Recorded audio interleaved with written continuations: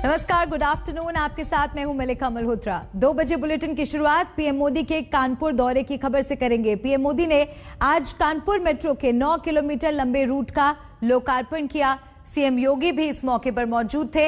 Metro को हरी झंडी दिखाने के बाद प्रधानमंत्री नरेंद्र मोदी और मुख्यमंत्री योगी आदित्यनाथ मेट्रो में बैठकर आईआईटी से गीता नगर तक का सफर तय किया।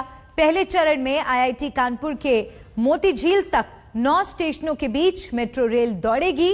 आईआईटी से मोती झील तक का किराया 30 रुपए होगा, जबकि न्यूनतम किराया 10 रुपए होगा।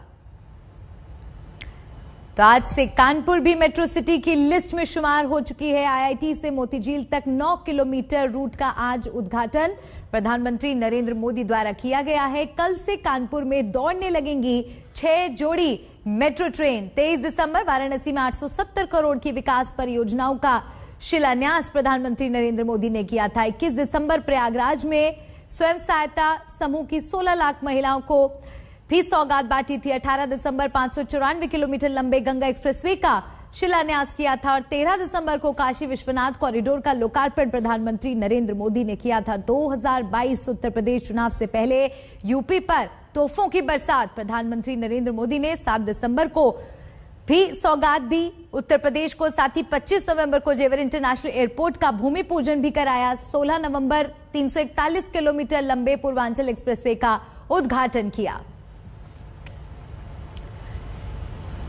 मेरे सहयोगी समर्थ मेरे साथ जुड़ गए हैं, सीधा समर्थ का रुख करेंगे।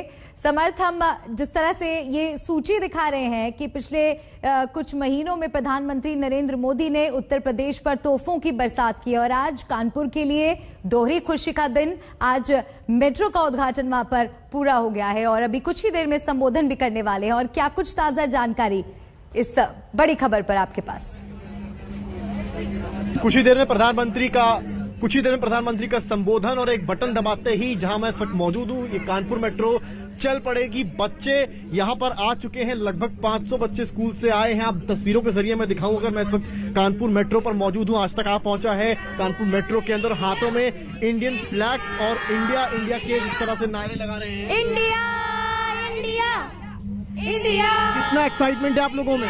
बहुत एक्साइटेड है। पहले सोचा था कि कानपुर मेट्रो आएगी? नहीं सोचा था, बिल्कुल भी नहीं सोचा था। अभी क्या ट्रैफिक जैम से निजात मिलेगी सिटी को?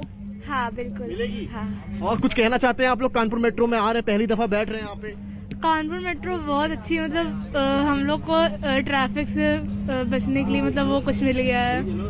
और अलग अलग व्यवस्थाएं भी करी गई हैं, चार्जिंग पॉइंट्स यहाँ पर लगाए गए हैं अलग अलग जगहों पर। तो व्यवस्थाएं जो है वो दुरुस्त करी गई हैं। ऊपर अगर आप देखेंगे डिस्प्ले की व्यवस्था है और सारे बच्चे यहाँ पर मौजूद हैं। जैसे ही ये ट्रेन चलेगी तो एक तरह से फिर जयघोष होगा। प्रोजेक्ट मैनेजर मेरे साथ हैं यहाँ पर, उनसे भी जानूंगा क्या क्या डिफरेंस क्या है लखनऊ मेट्रो और कानपुर मेट्रो में। एक तो देखिए, सबसे बड़ा डिफरेंस ये है कि लखनऊ मेट्रो में ओवरहेड ट्रैक्शन है, हमारा यहाँ पर देखेंगे तो है थर्ड रेल ट्रैक्शन है। तो लखनऊ मेट्रो में क्या होता था कि हमारी कोई काइट पतंग उड़ाता था तो उससे हमारी मेट्रो में डिस्टर्बेंस आ जाता है। यहाँ पर वो नहीं हो पाएगा। यहाँ पर देखेंगे ऊपर कहीं कोई वायर नहीं दिखाई पड़ रहा होगा। तो आप देख सकते हैं किस तरह से चीजें मैं आपको दिखाने की कोशिश कर रहा हूँ। बच्चे जिस तरह से बैठे हैं और इंडिया इंडिया के जिस तरह से नारे लग रहे हैं, क्या लग रहा है? एक्साइटमेंट है?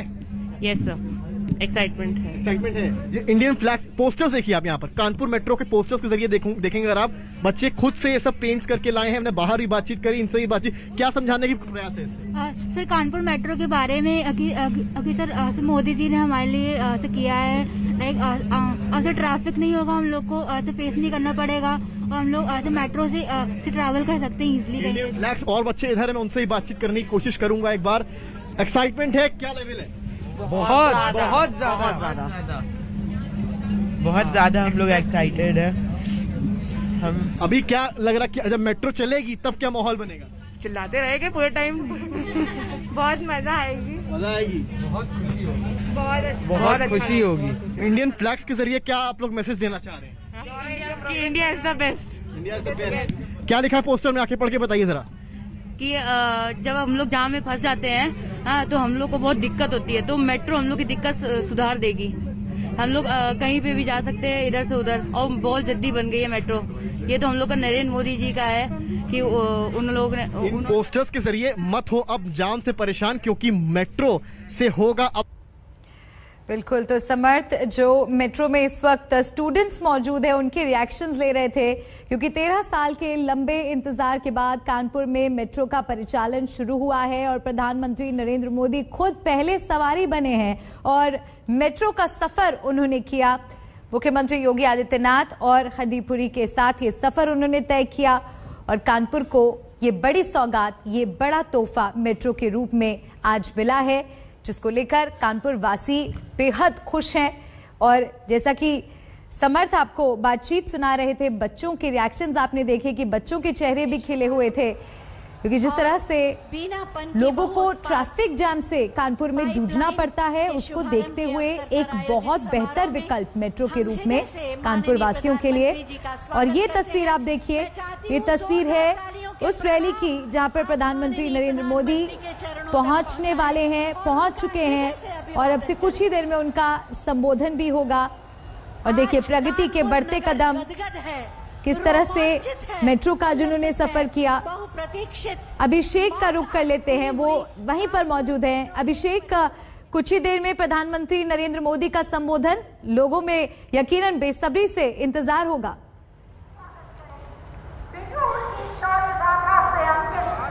देखिए बिल्कुल प्रधानमंत्री पहुंच चुके हैं मंच पर और अब से कुछ ही देर में उनका संबोधन होगा। कानपुर वासी सुनना चाहते हैं कि प्रधानमंत्री क्या कहेंगे, क्योंकि चुनाव से पहले कानपुर को जो सौगातें मिली, एक नहीं, दो नहीं, तीन सौगातें यहाँ पर मिली हैं।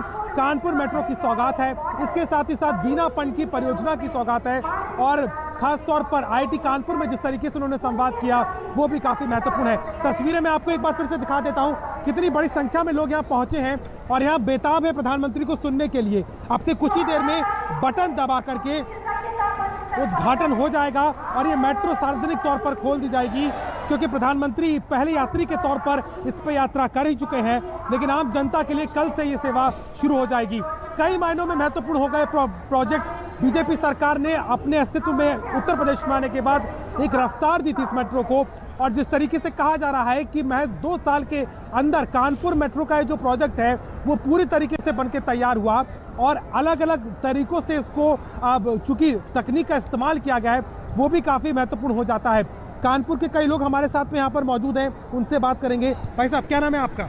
ये बताइए कि कितनी ज़रूरी है ये मेट्रो, कितना फ़ायदा होने वाला है आप लोग? यहाँ पर जो है यात्रियों की सुविधा के लिए जाम बहुत लगता है, उसके लिए अत्यंत आवश्यक है कि ये परियोजना जाम से निजात मिलेगी जो हमेशा कानपुर में लगा। कानपुर की जितनी भी औद्योगिक क्षेत्र है, दुकानें हैं, कर्मचारियों को आने जाने की सुविधाएं मिलेंगी, व्यापार बढ़ेगा।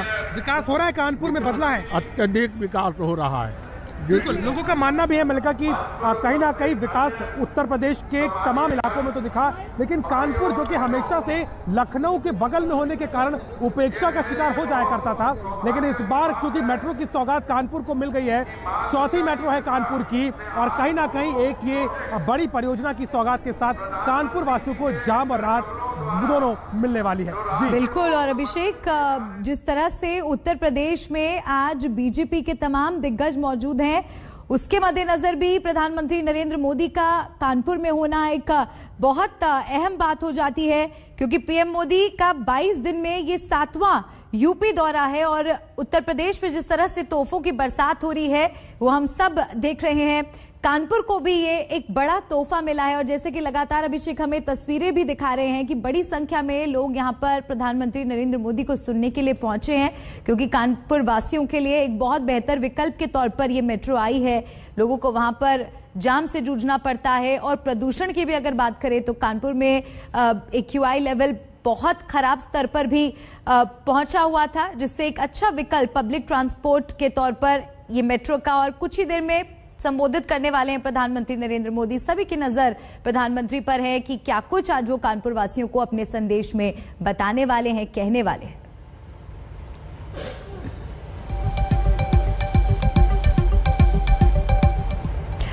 तो आपको कानपुर फिर से लेकर चलेंगे, आगे बढ़ते हैं। बीजेपी के कई दिग्गज नेता आज मिशन यूपी में लगे हैं। गृह मंत्री अमित शाह भदोही में रोड शो कर रहे हैं। इस रोड शो में हजारों की भीड़ जुटी है। उधर जन विश्वास यात्रा के साथ बीजेपी अध्यक्ष जेपी नड्डा हापुड़ में हैं।